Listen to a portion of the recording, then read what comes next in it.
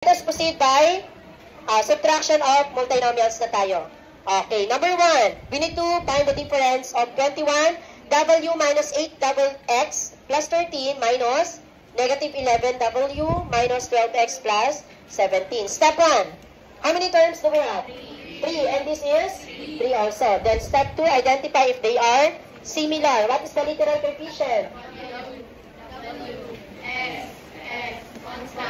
Okay, then after that, do you think we can subtract it? Yes, because they are similar. Okay. After that, alright, the given expression na in vertical line. Okay, minus negative 11w plus 17. Okay. Eyes here.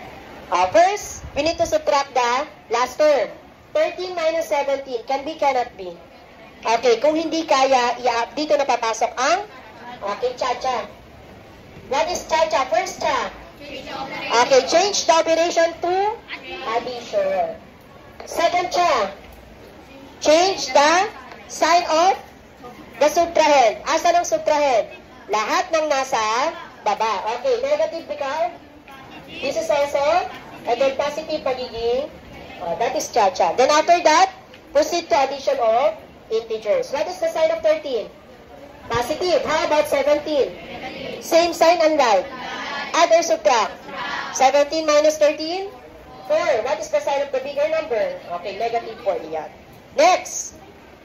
What is the sign of 8? How about 12? Okay, add or subtract? Subtract. 12 minus 8? 4. What is the sign of 4? Ba't naging positive?